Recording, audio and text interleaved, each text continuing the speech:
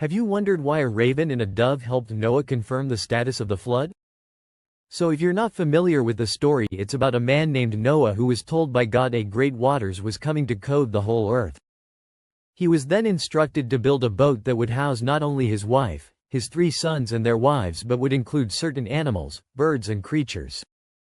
For more details, go and read the full chapter, Genesis chapter 7. Fast forward, the storms arrive and takes the boat through the flood for 40 days and nights. By the 10th month the waters begin to subside. Noah wants to know if it is safe to exit the boat that has kept him and his family along with animals. So he decides to send out a raven and dove, both which yielded 2 different results. Here an excerpt from chapter 7. And he sent forth a raven, which went forth to and fro, until the waters were dried up from off the earth. Also he sent forth a dove from him, to see if the waters were abated from off the face of the ground.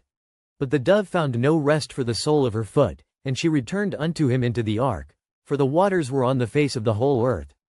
Then he put forth his hand, and took her, and pulled her in unto him into the ark. Genesis chapter 8 verses 7-9. King James Version. Why would Noah send these 2 birds? Well, let's look at the characteristics of the raven and dove. Ravens feed on flesh from dead carcasses essentially and are scavengers.